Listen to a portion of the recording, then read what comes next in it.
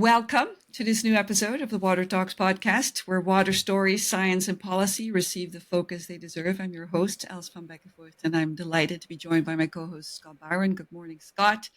Good morning, Els. Good Nice to morning, see and you. nice to see you as well. And I am really honored to introduce our guest today, Mr. Robert Bilott. Rob Bilott, partner at Taft Law, author, speaker, and environmental hero, at least to me. Welcome to the show, Robert. Good Thank morning. you. Glad to be here. Perfect. Thanks for joining us today, Rob. And we're going to call you Rob, just as makes it easier. And we Great. precursor. Uh, for those of you who may not have know your background, could you just give us a quick who you are, where you came from? Tell us a little bit about yourself. Sure. I'm an attorney at the law firm of Taft, Stettinius and Hollister in Cincinnati, Ohio, in northern Kentucky. I'm actually talking to you from our northern Kentucky office today. Been practicing law about 35 years, and Oh, wow. about 26 of those years have been focused on a particular class of chemicals called PFAS, per and polyfluoroalkylated substances, and dealing with the impact to human health and the environment from those for many decades. Wonderful.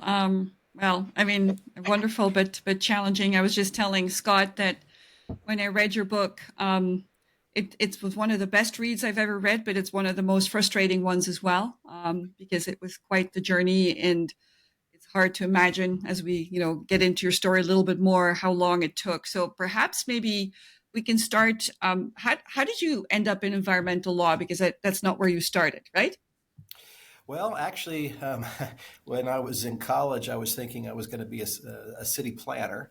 Well, And my dad, who had been in the Air Force, was actually retiring when I was graduating high school and decided to start a second career. And so he was graduating from law school about the time I was graduating from college, and called me one day and suggested, hey, you ought to think about maybe getting a law degree.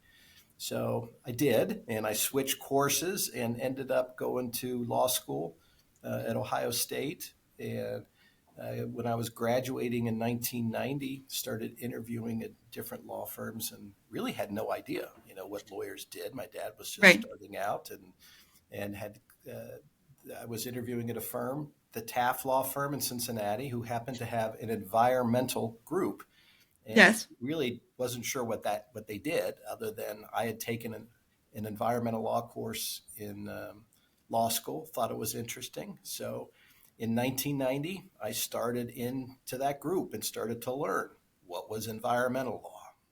Huh. And would it have been go a ahead. background piece at that time, Rob, or was it becoming a forefront item? I'm sorry, I didn't hear the first part. Was it a background piece? Was the environmental piece at that time still early on, or was it growing exponentially even back then in 1990? Yeah, our firm had actually really started its environmental practice, oh gosh, maybe in the early 1970s, Oh, wow. right after the US EPA was formed in Hmm. 1970, and some of the first laws started rolling out.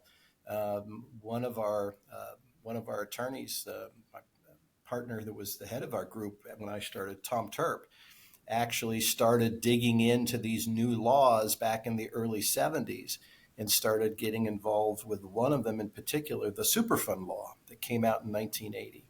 And we started representing a lot of big corporations, particularly big chemical companies that were trying to navigate those laws back then. So by the time I had joined the group, our firm had a pretty well established practice representing big companies dealing with environmental issues for at least over a decade at that point.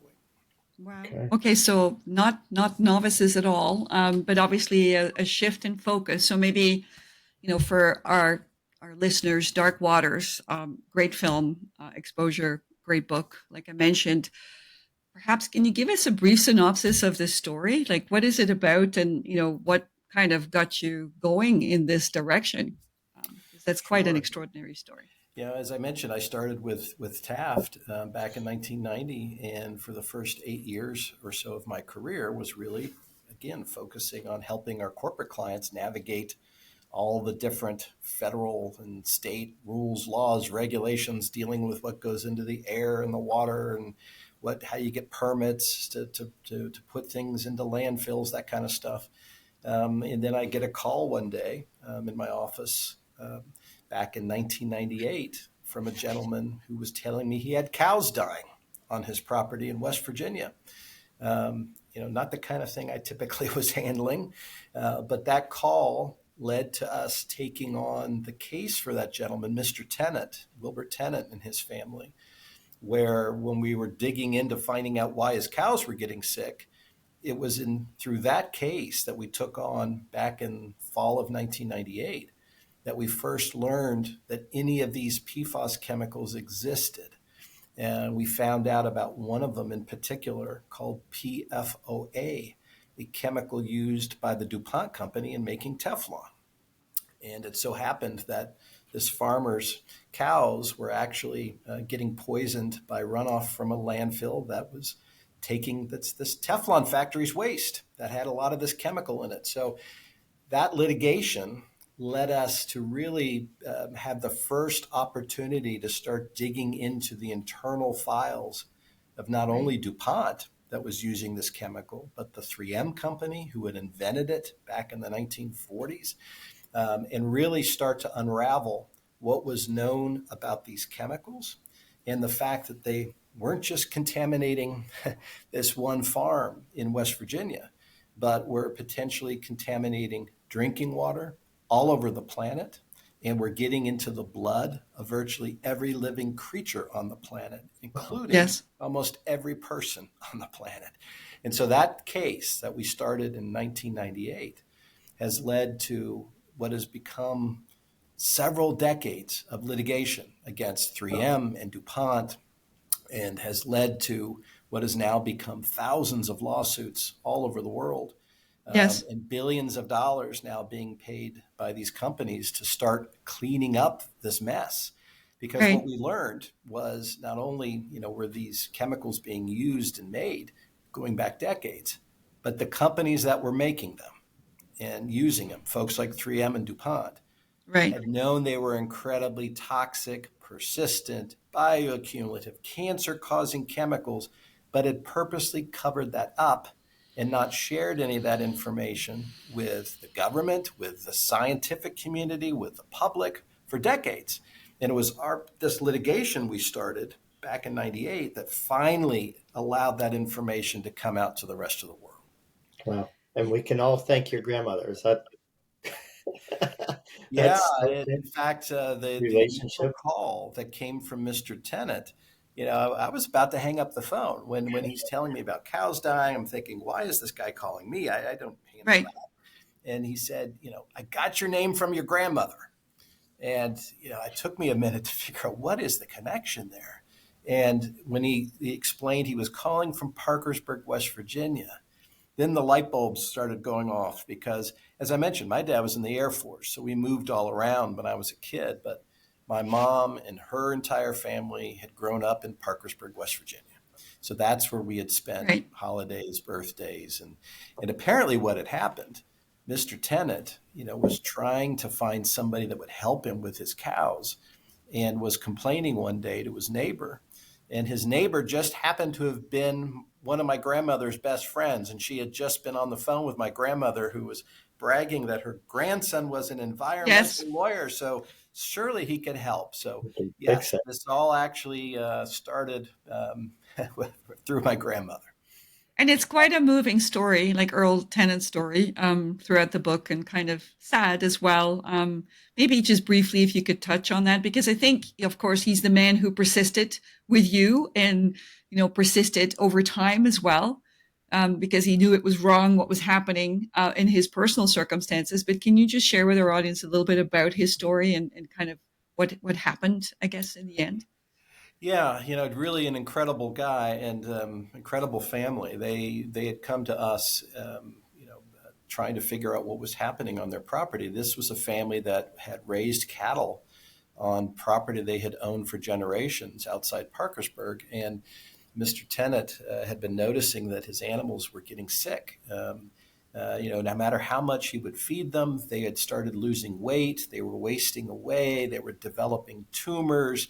Their teeth were turning black. Their calves were being born stillborn with birth defects. And, he was convinced, he knew what was happening because he could see white foam coming out of this nearby landfill that DuPont owned, Right. getting into the creek that his cows were drinking from. And nobody was going to help him. But he was insistent that he knew there was something in that foam making them sick. And, everybody was telling him there was nothing there. They couldn't find any chemical issues. And, it was his persistence which finally allowed us to figure out what was really in that white foam, this chemical that had been covered up that nobody really knew about, this PFOA chemical. And his insistence that even though that chemical we found out was unregulated at the time, Yes. It should be controlled and this should be cleaned up and people should know this was in their water as well, because we found out it wasn't just affecting his cows, but his entire surrounding community had it in their drinking water for decades.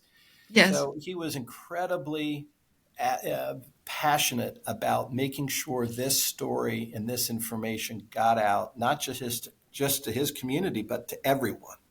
And that persistence really helped motivate me as well to do what I could to get this story out. And, unfortunately, he developed cancer, then eventually had a heart attack. His wife passed away from cancer as well. And so they weren't able to see, the story The finally fruits. emerge the way it did. But their family was able to participate in the film, Dark Waters. They were very happy to see that this story did make its way out. And what Mr. Tennant started has led to now worldwide awareness. Movement.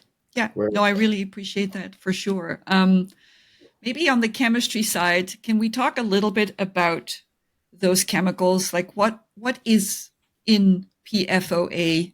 What makes it so toxic? What's the issue? And there are others, right? There's BPA. Everybody knows BPA. Okay, you shouldn't have BPA, plastics, and so on and so forth. So there's a whole group of these kinds of chemicals. Can you explain? I know you're not a chemist, Rob, but I know you've learned a lot. You've surrounded yourself with really smart people. So can you share with our audience a little bit more about this chemistry and what the issue is? Sure. And with that caveat, you're listening to a lawyer here with a political science background, but I've sort of learned the hard way after reading all these documents for so many years from the companies themselves and working with experts, that understand this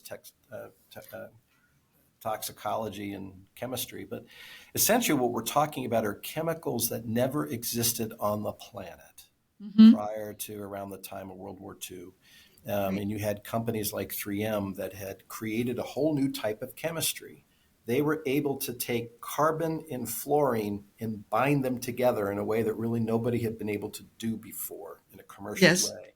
So they created these carbon fluorine bonds, and they created two chemicals in particular that had 8 carbons attached to fluorine. So this C8s. octo, yes, right. One that was called PFOA, and that was what 3M sold to DuPont primarily to make Teflon. It wasn't an ingredient in Teflon, but it helped in the manufacturing process. Another one that also had 8 carbons was called PFOS, and that's a chemical 3M used primarily in its own products, things like Scotchgard, and then later years firefighting foams. But these chemicals, this carbon-fluorine bond apparently is incredibly strong. So that it's very difficult to break it down. So in the natural world, when this stuff gets out into the water or the soil or living things, it's very difficult to break it down. In fact, we've had the company scientists say, once these chemicals are in the water or soil, it could take millions of years for them to start breaking down on their own. So incredibly persistent. Not only are they persistent, when they get into living things, they tend to get into them and stick in the blood and basically build up over time. Because living things like humans, our body doesn't know how to get rid of this stuff. We don't know how to excrete it efficiently. It accumulates, basically. Correct. So it gets into the blood, which is a little unusual. A lot of chemicals may deposit to fat or to a particular organ, but this stuff binds the blood, and so it circulates constantly throughout the body. And so, and because our body can't excrete it, it builds up over time. So it's Right. persistent, bioaccumulative, and then what we also know, unfortunately, incredibly toxic. It has all kinds of toxic effects. And now we know also can cause cancer. So it's been linked with cancers, immune system impacts, reproductive issues, developmental issues, you name it. And unfortunately, at very, very low exposure levels. So there's really no safe level of exposure, I think, is what really we're trying to determine. Yes, I think. Well, I think if you look at what, now that the story's finally gotten out and the scientific community is finally seeing the data that exists about these chemicals, what we're seeing is, again, lots of effects, lots of serious effects, and effects at very, very low dose levels. And so kind of reflective of that is the US EPA, the top agency in the United States, has recently reviewed all of that science, the toxicology, right, the animal data, the human data, the mechanisms of act. And when they looked at that, they came up with drinking water guidelines that are essentially about down to if you can detect it. So If they're detection limit. concerned about it, that the right. maximum level, the maximum contaminant level goal for drinking water is now 0 in the United States. Oh. That the US EPA is saying PFOA and PFOS are carcinogens. Therefore, there's really no safe level. And so that's why you've got now massive litigation going on, because the costs to get this out of our water, I believe to that address it, are so high. astronomical. And billions and billions of dollars it'll cost to address all of this. And Rob, this is still made today, produced? Well, what happened is, as the story finally emerged, the companies agreed to finally phase out making the C8s. All right, 3M, for example, when things first started bubbling out to the public, into the EPA in the early 2000s, 3M agreed to stop making the C8s back in the year 2000. They announced that. DuPont, however, saw a business opportunity, so they jumped in to start making their own PFOA, right, around 2002. Well, as this finally all emerged, DuPont even finally then agreed to stop making PFOA. But that was by 2015. So Wow. This stuff was made up until the mid-2000s, 2010s. And then finally, at least in the United States, the manufacture of the C8s were phased out. Manufacturing continued, though, overseas. And unfortunately, the way these chemicals move through the environment, when they get up into the air, they can bind with water droplets in the clouds, and they move globally. So it almost doesn't matter where you're making them. It's still going to result in worldwide contamination. But as those C8s were finally phased out, what happened was these companies started simply tweaking those chemicals. They started either knocking carbons off and making C6s, C4s, or some of these companies started adding carbons, making C9s, C10s. So now we know we're not just dealing with the two C8s. We're dealing with what could be up to 10 to 14,000 of these PFAS chemicals. It's so frustrating. Like Yeah. that's kind of, I don't know. I listened to a podcast. I think it was Professor Allen from Harvard who talks about, the global chemical experiment and the fact that we've got this whack-a-mole thing going on now where companies are trying to come up with another version that's supposed to be safe. Like, what's your perspective on this? So you say 10,000 of these kinds of chemicals. So Well, I think- what should happen? Well, I think what you see happening is the scientific community is raising red flags about this, saying, look how long it took us to get to the point where we're finally beginning to regulate a couple of those, the C8s, which have already been phased out of manufacture years ago here in the U.S. Right. But now suddenly we've got all these others, and we're told by the manufacturers, oh, you got to start all over again and prove that those are harmful and do all of that. So there's now a lot of folks worldwide saying we need to address these in a more comprehensive way. Let's start addressing them as a group or as a class, kind of like Yes. what we do with dioxins or PCBs. Let's address all of them based on what we know about the C8s or the related chemicals. There's major pushback by the manufacturers against that. It's saying, oh no, we need to address each one at a time. But I think what's happening is as the science is emerging about the chemicals within that class, the Right. others, the C6s, the C9s, there's a lot of disturbing data coming saying they're just as bad. And so, Right. for example, I think very telling, 3M, the company that really kind of invented a lot of this decades ago, they came out and recently announced they will stop making all of them by the end of 2025. So that's very telling. All right. That's And very then you've got telling. other manufacturers that are also now agreeing to phase these out, but others that are digging in, and trying to continue making them. What are the Yeah. routes of exposure? I guess, Scott, maybe, we were talking about this earlier. Like what are the products, and Scott asked you before, like what are the products that, they're currently in our homes? Like what should we be watching out for, I guess? How do we get exposed to these chemicals? Can you give us a little bit more insight into that perhaps? Yeah, that's the really troubling aspect is it's almost impossible to avoid exposure to these.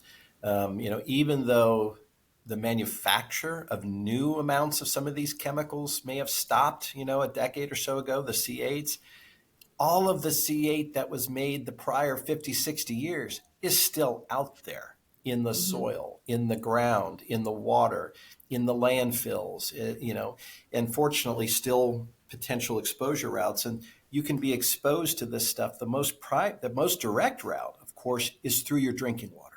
And Right. unfortunately, a lot of these chemicals end up in the water. They either filter through the soil, they filter through other materials and end up getting into our groundwater or the drinking water supply. So drinking it, of course, is the most direct route, which is why a lot of the focus to date has been on Water. setting drinking water standards. But it's also potentially out there in the air through air exposures from factories or dust. It's in crops, in food that can be taken up through the soil. There's a big issue now that a lot of this has ended up in wastewater systems. And Mm. so the wastewater systems for many years have generated biosolids or sludge that was Right. given away to farmers as fertilizer for many, many years. Well, Right. where that fertilizer was used, those crops have become contaminated, or the dairy cows, that are grazing on it have been contaminated. So now we see entire dairy herds in New Mexico and Maine that are having to be euthanized because they're now massively contaminated. Wow. So you've got air, water, soil, food, products, right? These chemicals are still in a lot of products. And then it's difficult to know which ones, though, because they Right. haven't been regulated, at least in the United States. So it's not like you're going to see them on labels, on ingredient Yes. lists, but you can look for buzzwords like nonstick, waterproof, grease resistant. That a lot of these chemicals have been used in those kinds of products and Yes. fast food wrappers, packaging, clothing, carpeting, cosmetics. Waterproof cosmetics, firefighting foams, computer chips. I mean, you name it. So Everywhere. it's very, very difficult to Pervasive. avoid. So that's why having discussions like what we're having today are so important. Because at least if people start to recognize this stuff's out there, what types of products might they've been used at, we can at least start asking those questions of the manufacturers. And people are doing that. They're reaching out to companies. And what we're seeing is those companies are now voluntarily coming forward and pulling these chemicals out of their products because the consumers are demanding it now. Yeah. So knowledge is really the key. And Elza and I live in the Great Lakes Basin, and Yes. so and we do water. Both of us are in the water business. So I guess you've kind of explained that, Rob. But what are we doing? Is it environmental push? People like yourselves and the environmental people who are pushing that forward to get that out of our systems as much as we can. It is everywhere, obviously, and everything in our modern world uses. So where do you see this going? Well, I think, it needs to be addressed on multiple fronts. One front, of course, is we need to stop making more of this, all right? Right. To try to limit how much new chemical comes out into the world. And so we are seeing efforts that are starting in that regard. Again, companies that are voluntarily not using these anymore or switching away to alternatives, and the laws are changing. We're seeing states, for example, start to phase out the allowed use of these chemicals in certain types of products like firefighting foam or kids' clothing and things of that nature. So that's slowly happening, and companies agreeing to stop. But we also need to address what's already out there. And Right. the primary concern, again, is because this is the most direct exposure route, is making sure people aren't drinking it. All right. So that's why you've seen so much activity by governmental agencies up to Yes. now to address what should be allowed in the drinking water. And we essentially know now that's basically none. Zero. So we're seeing those efforts. And we finally had the US EPA adopt drinking water, actually enforceable drinking water standards for the first time just a couple of months ago. It took us decades to get Oh, there. wow. The companies have sued to stop that, so that's in litigation right now. But so the battle continues there. But we still need to address what's already in the groundwater, all right? What's already in the soil, what's Right. in the plants and animals, and what's in people already. Because what we Yes. know is these chemicals have been linked to pretty serious public health impacts. Yeah. We're talking about impacts on a truly global scale on Global public health. scale for Yeah. sure, because they get everywhere. I guess, I mean, Health Canada only recently, and I mean recently, early March, made a similar proclamation Saw following that. Yes. EPA's suit. But I mean, that it's taken forever as well. And, they used to say here, oh, we don't have a problem with PFAS here in Canada, but it's completely not the case because it's been found in every one of the Great Lakes, even, Lake Superior, which is the deepest and the coldest and the most remote. So it's everywhere. I guess, prevention is the number one way to stop new chemicals from being produced. But is it possible to recycle or capture any of these chemicals? Like, is that even a possibility? Well, it certainly is possible to limit the amount that's emitted from the manufacturing sites. Okay. In fact, what we saw, for example, from the DuPont Teflon plant down in West Virginia, I mean, there were ways that company could have been capturing its emissions decades Yes. earlier. Wow. Water filtration systems could have been installed before the emissions were pumped into the Ohio River. Capture devices could have been installed on the stacks to prevent it from going into the air.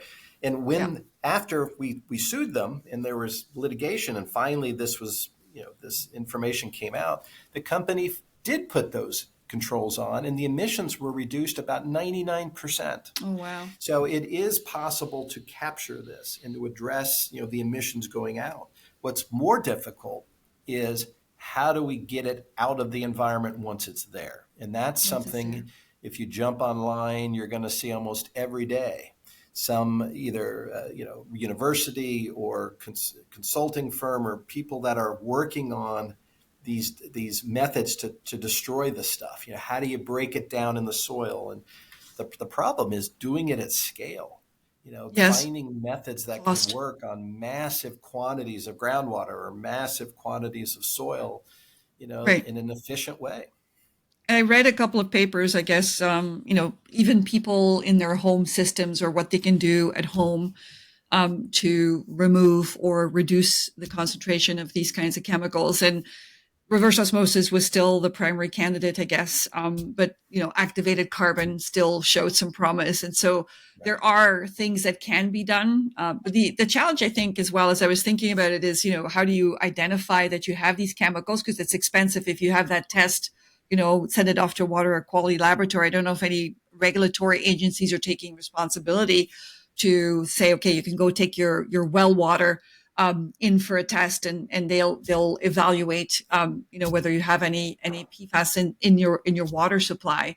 But what would be your recommendations Rob, in that way, like what do you think people should be doing at home, I guess? Because many people are on wells in industrial areas or close to, right? Or army bases, or like there's lots of different ways in which exposure could be increased, obviously. Absolutely. And in fact, as you mentioned, this perception that, we don't make these chemicals in this country, therefore we probably don't have the same problem. As you Right. pointed out, it's really not accurate. I mean, these chemicals, regardless of where they're made, even if you don't have Exactly. a manufacturing facility in your province or in your country, this stuff will get there because one product in particular that has managed to disperse these chemicals most effectively has been a type of firefighting foam, aqueous Yeah. film forming foam. Yeah. All right, it's the firefighting foam that you use to put out petroleum-based fires. So it was invented in the 1960s during the Vietnam War primarily by 3M, and this stuff was used at almost every airport, fire department, military base, National Guard, what you name it, all over the world since the 60s. And how were you told to use that? Spray it out, okay, onto the ground. And unfortunately, what we've seen is that stuff, of course, then got into the ground, into the water.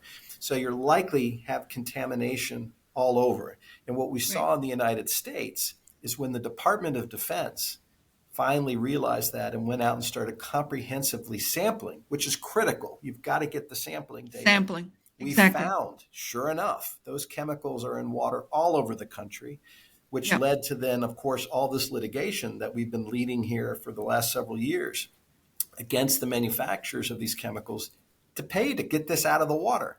Because yes, carbon filtration, reverse osmosis, ion exchange systems can be put on the public systems, to filter that out, but it's Right. incredibly expensive.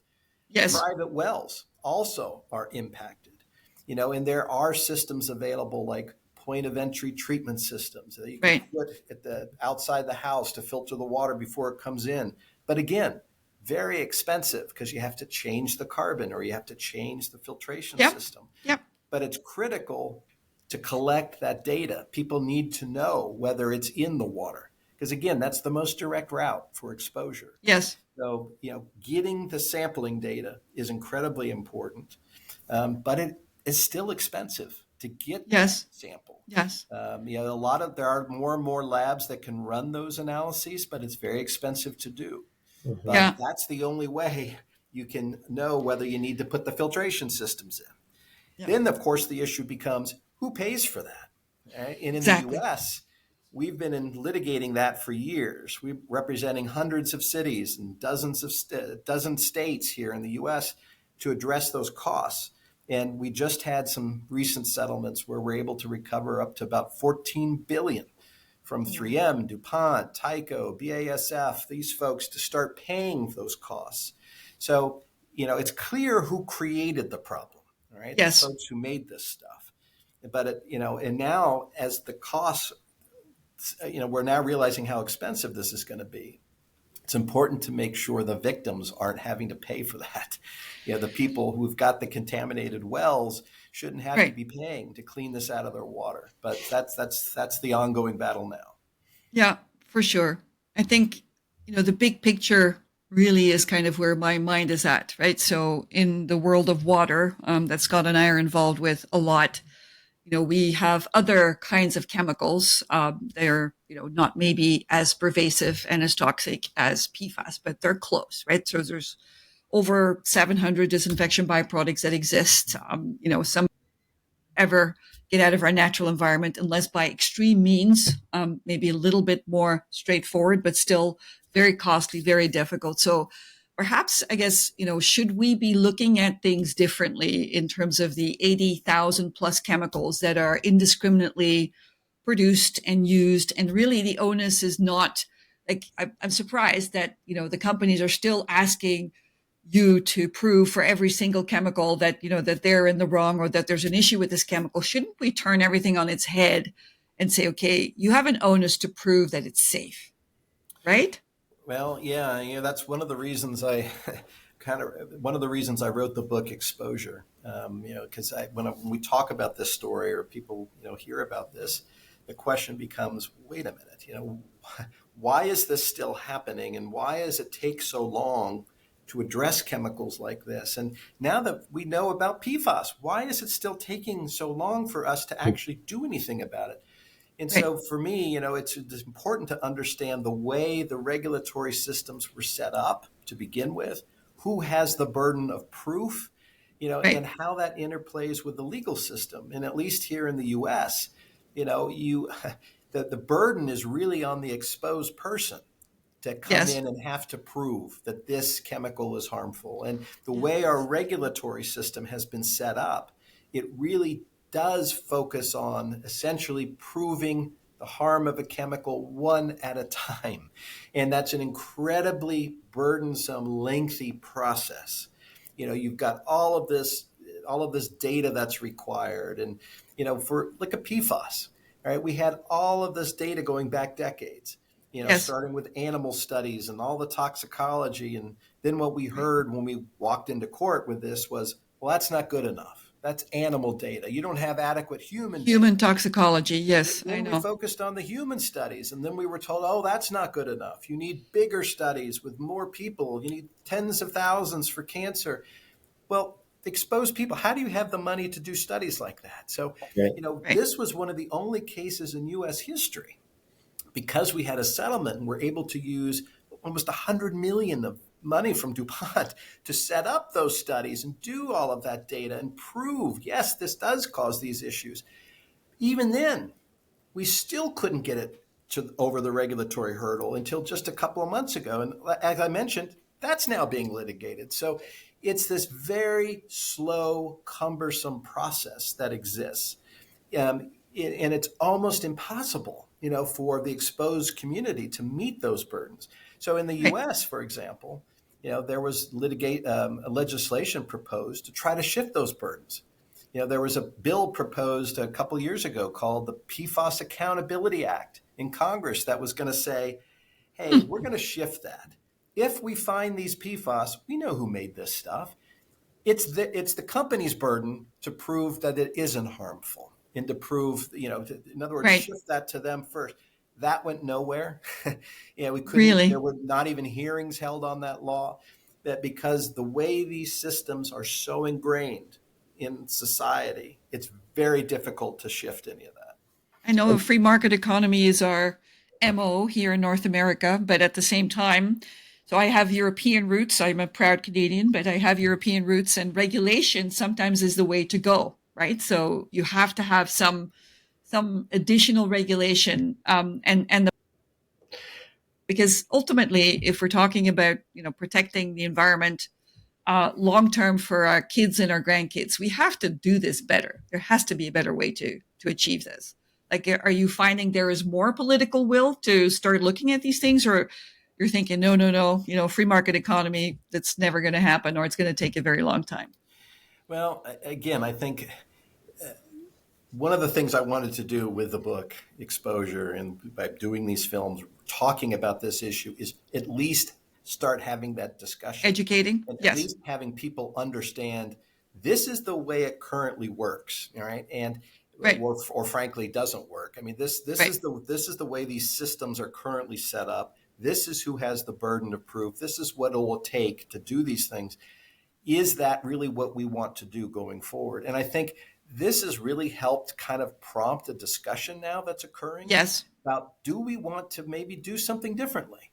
Just right, because this is always the way we've done it, at least here in the exactly, US, that doesn't mean we have to keep doing it this way. Right. right, This is a I would say perfect more. example of how the PFAS story is a great example of how this doesn't work, all right? How right, this results in people being poisoned for decades, and yes, almost impossible to do anything about it because of the way this is set up. So I'm very happy to see that these discussions are finally happening. And yes, hopefully there'll be some folks that have some good ideas of how we can do something different. That movie, actually, I'm sure most people watched it in their living room and went, wow, that's awful. Hopefully they gained some insight. What a learning moment, is insightful moment on process, right? And hopefully then education again takes its course and pushes yeah. forward. I think so. I think education is key, and also potentially, looking for us as companies. So one of the things that we try to do is to work with clients to look at more sustainable ways in which we can build something, in which we can treat water, in which we look, a systems approach. And I think that was Professor Allen again who talked about, we have to really start thinking about these things in a big picture way, because ultimately, if we're poisoning the planet, even the companies that make these things, nobody's going to benefit. It's a lose-lose situation for everybody. So, Absolutely. And, in fact, after the film Dark Waters came out and the documentary The Devil We Know, we started getting calls from other companies that wanted to learn from this experience to understand, how did this happen? All right. How did something like this happen, particularly with companies that had, pretty good reputations, 3M, DuPont yes. so how does that happen? And how can we learn from this to make sure it doesn't happen going forward? Yeah, exactly. And Those are yeah, go ahead, companies Scott. we trust, right? We trust them as companies, big companies For that are Yeah, sure. that's why I think it's so important, to have, as you mentioned, the educational piece, to be able to tell these stories, and we've really learned how impactful films, and can be, Yes. not only with Dark Waters and The Devil We Know, but helping to tell sort of what the DuPont story was. But we've now got a new film, a new documentary that's coming out called How to Poison a Planet. Mark Wow. Ruffalo is in that as well, that really shows you what happened with 3M, and how they were able to keep this under wraps, and to keep the fact, for example, that they knew this was getting into everybody's blood back in 1975. All right. And we're able to keep that under wraps for decades. So having those films out there, and having the book and other ways, to at least convey this story, I Yep. think is helping really propel the change. And public pressure, right? I think that, politicians do care about people who elect them, and and getting kind of more involvement, because this is a bipartisan issue. It's not really it's not a political issue in that way. It's actually essential to our existence and looking after the planet. So we should be able to start getting bipartisan interest, and a global interest in starting to take much more proactive positions in coming up with more sustainable solutions for the future. Like, is there anything else that we could do, Robert? So this new documentary, I'm very excited. When does it come out? When do we get to see it, and how is it being streamed, or where's it coming out? It was streamed in Australia, and then we just had the U.S. premiere in New York a couple of weeks ago, Okay. and I think they're working on the distribution. Where it's going to be available streaming here, hopefully very soon. You Yes, can find the trailer online, so at least you can see that part of it. But I agree. This we're talking about clean water and public health. And I believe, what I've seen, at least even in the U.S., that's been a bipartisan support for addressing PFAS. I agree. You're dealing with a major public health issue, and it's an issue that's been created through multiple administrations going back decades. Both Right. parties, For have sure. allowed this to happen, and so I think that you're now seeing people from all areas of life and both ends of the political spectrum all in agreement. Yes. We can't be allowing the continuation of our drinking water to be poisoned.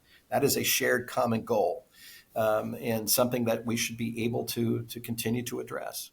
I know you visited, or I think you were the keynote speaker at a recent conference in Canada as well, in Manitoba. Yes, I think. Yes. How did that go? Where I'm sure it was very well received, but what was your general impression of that conference? Yeah. Again, I think a lot of folks were still sort of not as familiar with PFAS. Again, this perception that it's not made in Canada, or we don't have manufacturing facilities, so it's really not an issue here. And I think it was helpful for folks to understand why this is an issue for Canada, and why really what was happening in the U.S. Is a story that has equal applicability throughout Canada. The same chemicals are being found Right. in the water in Canada. The same chemicals are in your landfills, in your air, in your Yep. soil, in the people there in Canada as well. So One of the things I think we also addressed was, the fact that some of these newer PFAS are getting into, things like new refrigerants and things that are just Right. being widely dispersed everywhere. So it is a truly global issue. Yeah. I guess maybe one question on BPA. I know that I heard that they're trying to replace BPA, and they'll have these bottles, these plastic bottles that say BPA free. So bisphenol A is now being replaced by bisphenol S, but it shows all the same properties as BPA. So like the message really ought to be, let's get away from plastic in that way, or let's not put our water into plastic. Like what are your thoughts on that? Like we really have to become, I think, much more strict with ourselves, and start to try and limit that exposure as much as possible.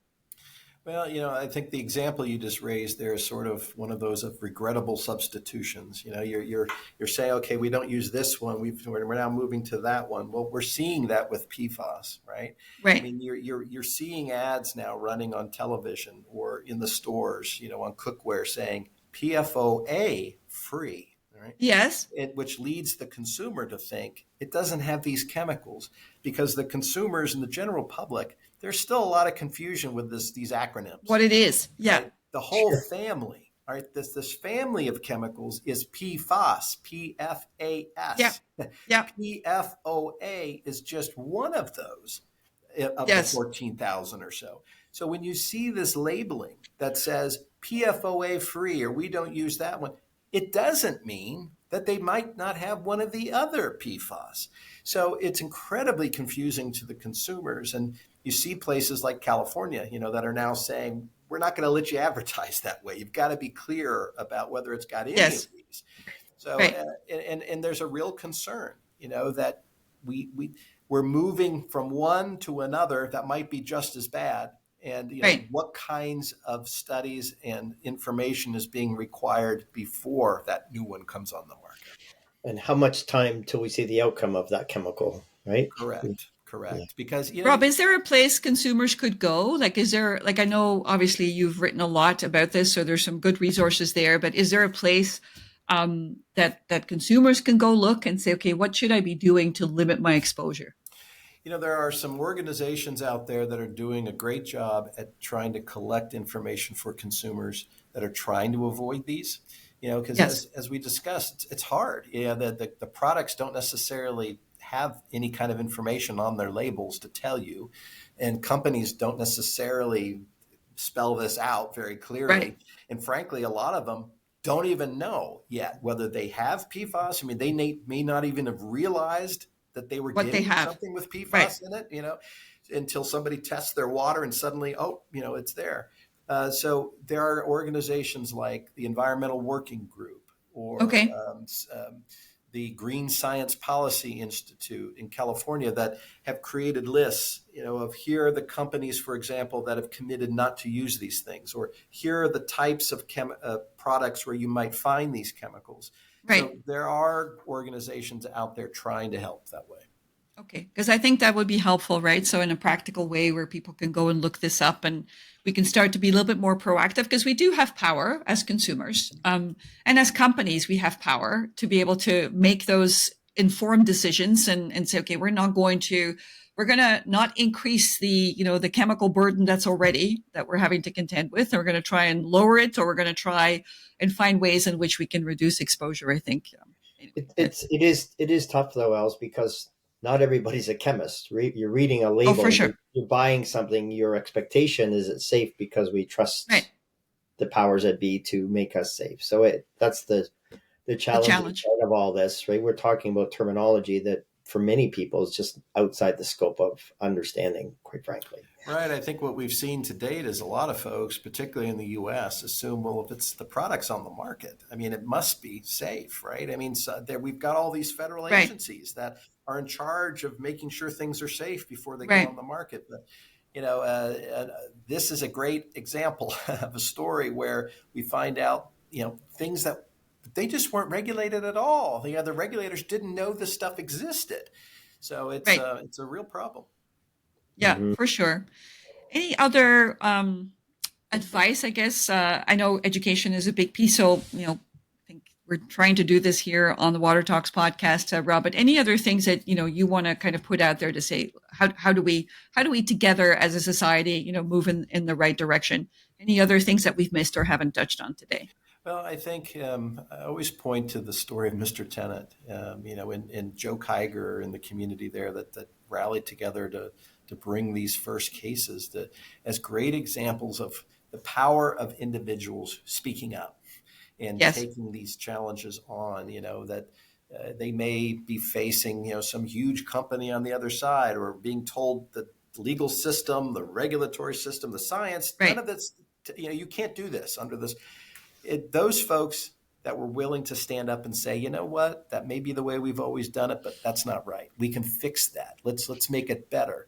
And it can be done. And I think if anything, this story shows it can be done. You can take these things on, things Right. that maybe seem unchangeable, and so ingrained in the way we do things. We can fix that. And we're seeing it happen. The laws are changing. The products are changing. And Yes. most importantly, the public is becoming engaged and demanding now that it happen. Yeah. Wow. Rob, I think we want to start to roll this out to get back to your day. I want to taking just a synopsis of what we just talked about, starting with Mr. Tennant, then your grandmother, and today you still fighting this battle. It's an amazing story. It's an amazing journey, and I think for all of us, we want to thank you for your tenacity over the years and pushing this forward and sharing that knowledge and educating the public at large with ways we understand, both through movie and book and every Yeah. other media source that's available. So thank you so much. Yeah. Well, thank you. And thanks so much for what you're doing. Because again, I think this is incredibly important, is to have these kinds of conversations and for people to be talking about these issues, because that's what gets us to the change. We all have to be courageous, I think. That's the core message here. Let's be courageous and speak up and give room to these stories. So for me as well, I'm really appreciative, Rob, that you could find a moment in your crazy busy schedule, because we're going to try and put this out to all of our listeners and the people that we connect with in different ways in water. But, this is a story that impacts all of us. So I think it's a really important one. So thanks for joining us today. Much, much appreciated. Thank I you. also It's a pleasure being want to here. thank you. And I want to thank our audience for listening and joining us in this essential conversation. You can find Robert's book in all the major outlets. It's called Exposure. Please read it. It's an incredible story, or watch the movie, or let's look out for the new documentary as it comes out shortly. There you go. Thank you very much, Scott. That's great. And so you can listen to this episode again and many of our others by subscribing to our YouTube channel, connecting with us on Apple Podcast or Spotify. If you have questions about this episode or future topics, please don't hesitate to reach out and email us at mywatertalkspodcast@sanecotech.com. From Scott, myself, and Rob, thank you so much, everyone, and have an excellent rest of your day.